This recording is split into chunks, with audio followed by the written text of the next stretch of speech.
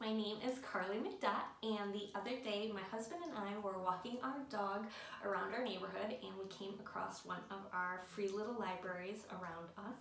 And on one of the shelves was this 12 Best Loved Little Golden Books box set. And I know during this time of quarantine, some teachers and parents had been asking folks to guest read books for their kiddos.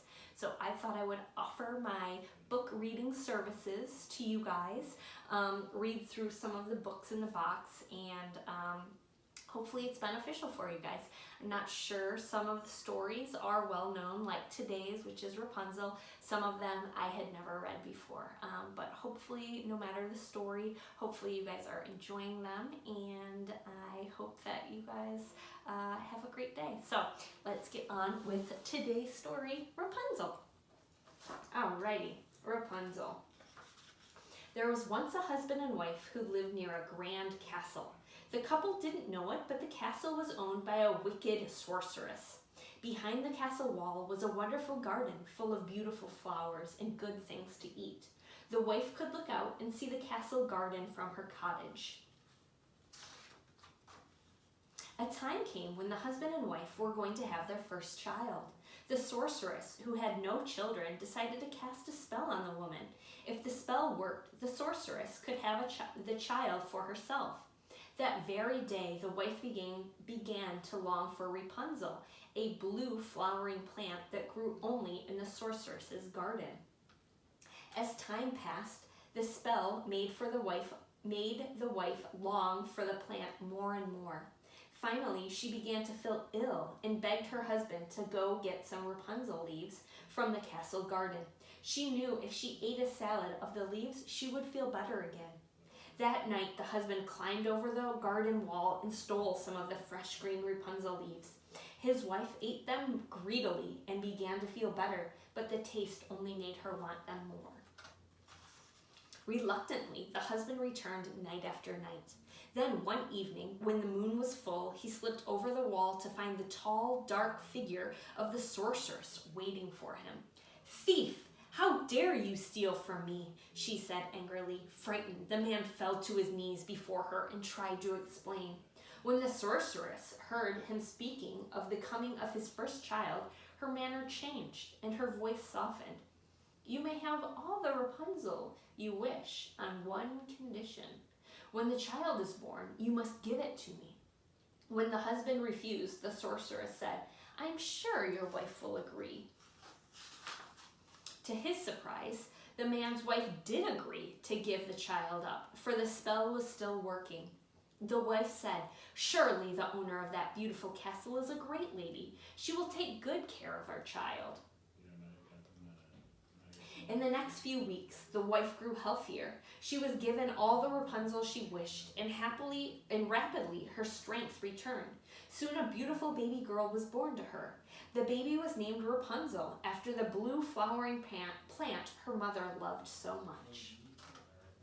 As promised, Rapunzel's parents had to give the baby to the sorceress. When the heartbroken parents left, the sorceress said to herself, laughing, "Now I will have the child all to myself."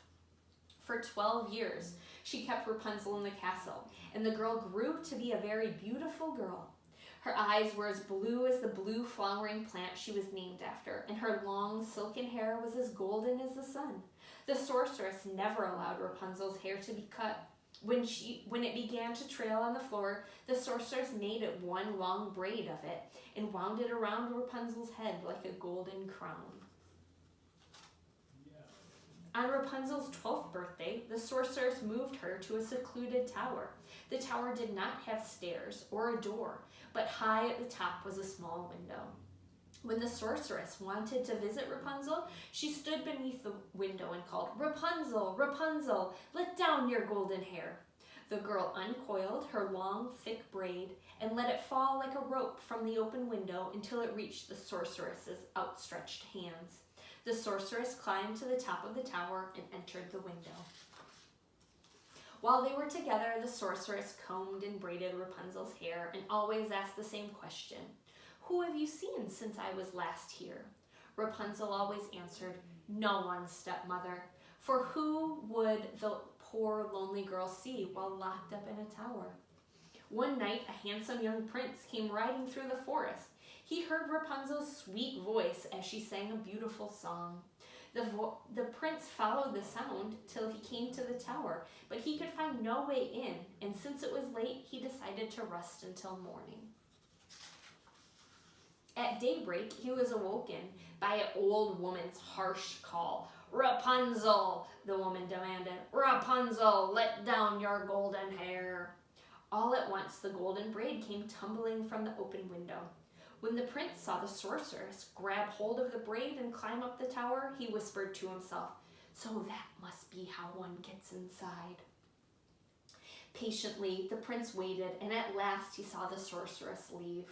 Then he decided to try his luck. He called, "Rapunzel, Rapunzel, let down your golden hair." As soon as he did, he held her long braid and climbed the tower. Rapunzel and the prince fell in love the moment they saw each other. They wanted to be together, but they had to find a way to get Rapunzel down from the tower. The prince promised to return the next day with a rope ladder. "Then you'll be free at last," he told Rapunzel. On the following morning, when the sorceress came to visit, she asked, "Who have you seen, Rapunzel, since I was last here?" Rapunzel couldn't tell a lie, and she told the sorceress all about the handsome prince.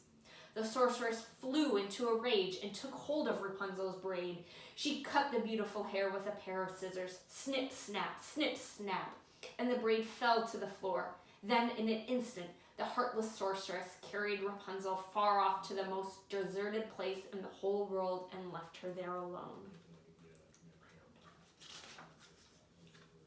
At nightfall, when the prince arrived to rescue Rapunzel, he called, "Rapunzel, Rapunzel, let down your golden hair."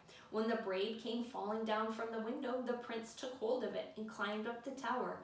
But instead of seeing his beloved Rapunzel, he found the cruel sorceress waiting for him. She fixed her cold black eyes upon him and cast a spell that blinded him. "Rapunzel is lost to you forever," she cried. "You will never see her again." The prince fell from the window, and though he escaped with his life, he could no longer see. Lost and alone, he stumbled away to wander hopelessly in search of Rapunzel. Years passed until at last the unhappy prince came to the most deserted place in the whole world. All of a sudden, he heard a sweet voice singing. Though it had been many years since he had heard the voice, it was familiar. Eagerly, he followed the sound, and soon the poor young man stood before Rapunzel. When she saw her beloved prince, Rapunzel threw her arms around his neck and wept for joy. Her tears fell upon his eyes, and all at once the sorceress's evil spell was broken. The prince could see Rapunzel as well as ever before. Aww.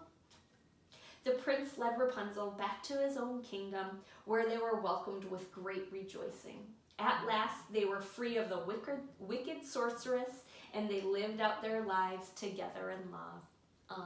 The end. I hope that you enjoyed Rapunzel. I hope you are having a great day, and I hope to see you soon.